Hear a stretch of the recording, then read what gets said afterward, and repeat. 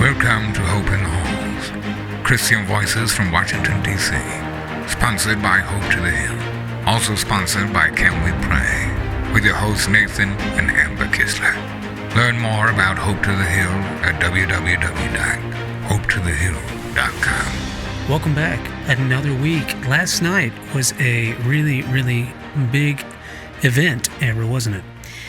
Yeah, I mean, I think it was one that we had been counting down to, and the country had definitely been counting down to, and it did not disappoint. No, it did not. We were certainly interested to see how it played out, and we're actually on vacation. This is our last day of vacation, but we wanted to make a podcast here for you guys because so many people are talking about last night. It's a very interesting ordeal, and a lot of people around the country on both sides of the aisle were interested to see how that played out during the first presidential debate. Yeah, I think we had a few takeaways ourselves, and there were some things that were put on display that I feel like the whole country already knew. It was sad to see President Biden up there and not have any awareness hardly of what he was saying, or sometimes I don't know if he had any awareness of where he was, and it's honestly very sad to watch, and I hate it for him and for, even if we don't agree with him politically, the legacy of what he has built. I hate it that it has to end this way where he would be embarrassed on national television in front of his entire country. Yeah, I think we've always been proponents of the fact that we should always want whoever our president is to succeed or in general, as a whole, because if our president succeeds, America succeeds. And so even as people that may disagree with a certain president on either side, it's important for us to, one, pray for our leaders, first and foremost, but also to try to encourage them as well. And we've obviously talked to y'all about that a lot on this podcast over the last year and a half. But certainly we don't ever want to root for someone to be completely demolished. I think one of the things that I look at last night in the regards of the world stage is the disappointment for me as far as the world looking at the state of affairs in America right now. And that is a very sad thing. It's a very, very scary place to be. Wouldn't you agree? Oh, yeah, absolutely. You don't ever want your leaders of your country to fail. And even former President Donald Trump said that last night. He said, I wanted you to do well with the country. I wanted you to win. And take that or leave it, whatever people land on that. But he himself said that last night, that I think even as a businessman, as he is, even he would want whoever the leader is of the country to do well, because if he does well, the country does well. And then the economy does well. And that's all plays into those factors. And so it was a very interesting debate to watch last night. It was hard to watch at a lot of times. And but it was a show. It was an entertainment for sure. Very strange though. No crowd. First time we've ever had a debate like this in how many years where we've not had a live audience? Well, that's something I think that's an interesting point. The Commission on Presidential Debates, the Republican Party actually broke ties with that organization back in 2020. With all the things that were going on at that point, and so the commission has essentially lost viability in that regard. And so you can't, blame the Democrats on that end of things. And, again, everybody has their opinion on why that happened, what was going on at that point in time in 2020. But now it's kind of left this pocket of space open for, you really don't know what's going to fill that vacuum. And obviously last night CNN, they stepped up. So it'll be interesting to see the next debate, what that looks like, how it goes. And so I'm very, very, very interested to see what Biden's going to do in the coming days. Obviously within minutes, even in the middle of the debate last night, there were folks from the Democratic Party already calling for our current president to step aside and allow someone else to come in and run as the nominee. And so it's going to be interesting the coming weeks. At this moment, as of today, the president has said he's not going to step aside. He's going to finish this out. And so it is going to be an interesting few weeks, don't you think? Yeah, I mean, I think a lot of people don't understand is he has to agree to step down. I mean, it is something that they can't just force him to step down. He does have to agree to that. And I definitely don't think he's willing to agree to that at this moment. And certainly today he's made the announcement that he plans to be the nominee moving forward. And so that's going to be interesting.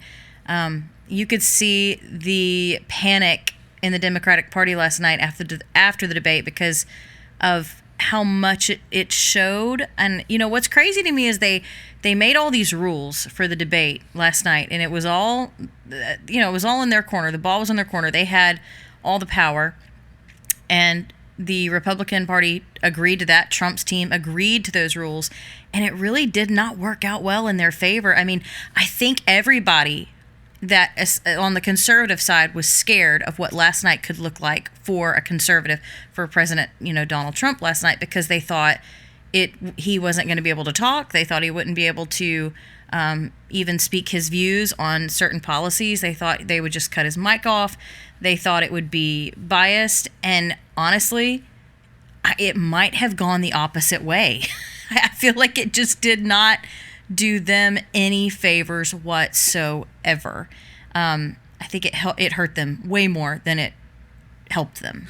I agree with that, and I think it's a wonderful point to make as well. That I feel like Jake Tapper. I've had some personal run-ins with Jake over the last 10 years or so. Obviously, our kind of right-hand man, Dr. George Roller. Jake has been a dear, dear friend to the Roller family. George's son, David, is a war hero. I know David never wants to talk about that. He doesn't view himself as a hero.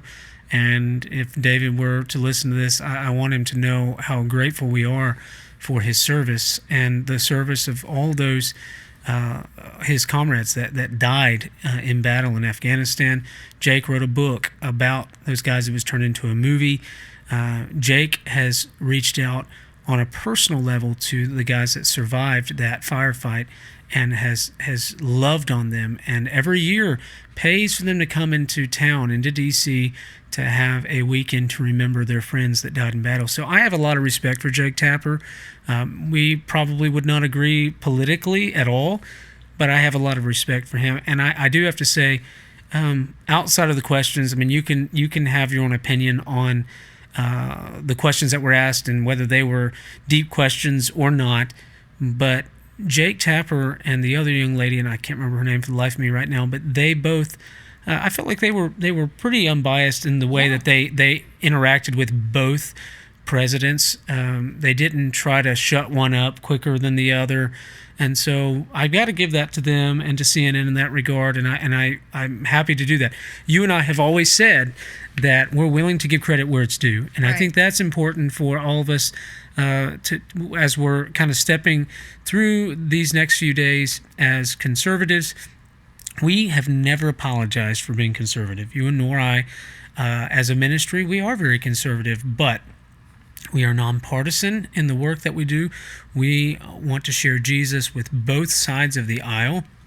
I was on a call today with two different Democrat folks, somebody that works in the White House who was a friend of ours that worked for a former member who's now a member again, and then another Democrat young man that works for a member from Hawaii, and both of them, shared some of their concern for, their own party moving forward. So I want to really encourage each of us as Christians, as conservatives, as Christians, to do this. We need to be praying for our leaders, because right now we are in a very dangerous point, I believe, in American history with our current president, where the world is watching every move. We may laugh at the things that happened last night. We may jest and make jokes and all of those things and see memes that are funny, but the world is watching everything that is going on in our country right now. Some of them laughing at us, Some of them not so much. Some of them looking at the potential possibilities of ways they could get in and do things that are sinister things. We don't want that. And so we need to be praying for our country right now. And more than anything, I think you have made this point many, many times over the last few months, that we really want to see God move in this election cycle, and we want God to lead it. We want to return back to godly principles in this country. And I know you've had some other thoughts on last night as well. Yeah, I mean, we talked about this. I think the world, does watch, especially when we're in a state of fragility. They look for the opportunity to seize that. And that's where it can be potentially dangerous. That's moments of like 9/11 and things like that can happen. And we certainly don't ever want to go back to a time or place of something like that to that extent. But it's so easy now. I mean, the borders are wide open, and they talked about that last night of how easy it is to get into our country. I know as a citizen, regardless of what side of the aisle you're on, that should scare you. It should scare you that it's that easy to get into America when I can't even get on a plane and go over to a country and them not check me several times for my passport, my documents. They will search my bags. It's certainly not easy to get into other countries. Why does ours have to be, so much easier to get into? And so, it's not safe for children, our future children. And it's just that was a big concern for me is the border. I mean, that to me was one thing that I wanted to hear. I knew what Trump's policies were on that, but I know a lot of people listen to him and go, oh, he's going to talk about January 6th. He's going to talk about, all his normal things, his buzzwords, as I call them. But I felt like he did a very good job of handling himself. That's the first time I've seen him really in a long time where he handled himself in a very professional, respectful manner. He did not resort to name calling. He did not seem to get agitated very easily. He didn't overtalk Biden. And maybe, give credit to CNN on that. Maybe because they were telling them the mics are going to be muted when you're not talking. Maybe he didn't do it because of that. I don't know. I'm just telling you, he did a better job than he's done in the past. And that gives me hope for the future. And it's just, it was a very interesting debate to watch. I think we all know who we feel like the winner was in that debate. It is sad to see President Biden in the state that he's in. We've heard a lot of people say that he should step down. Whether or not he will, we don't really know at this point. He says he's not going to. I can't imagine that if he does, the options that come beyond that are, there's a few, right? I mean, they have talked about several different options for the Democratic Party if Biden were to step down. And I know several of those have been Michelle Obama, Hakeem Jeffries, Gavin Newsom, and there have been others. And so I don't know what that will look like moving forward. They would have to do that pretty quickly because, we do have the convention coming up and they have to put in the nominee at that point. And then not only for the convention, but whoever this person, if they are going to replace Biden, has to have time to campaign. They have to have that time to be able to campaign, to raise the funds and do all the things, and then go to the convention, get the nominee, pick a VP. I mean, there's so many things that have to transpire just before we get to the convention, not to mention the election is in November. Yeah. So, we had people ask us today. I know we've had so many text messages last night and today of, do we think that he will be replaced? And again, we keep telling people he has to agree to step down. They cannot just... Well, to step aside. Step aside. They cannot just replace him. It doesn't mean that he doesn't finish out his presidency. He does finish out the presidency, but he has to step aside as the Democratic nominee. Right. He has to agree to that. If he doesn't agree to that, then it doesn't happen. And so if he does agree to that, which I don't foresee that happening in any circumstance, then he stays the nominee. And they don't win this election. I just don't see how they win this election with him at this point. Yeah, I agree with that. And I think you made a great point just a minute ago about, our borders. It was certainly nice to hear both candidates talking about the border for the first time. I think for the last few years, we had Tony Suarez on when we were at NRB back in February talking about the border and the ministry they've been doing down there, which I think is so important. But all of that to say, there's really only been one side talking about the border over the last 6 months.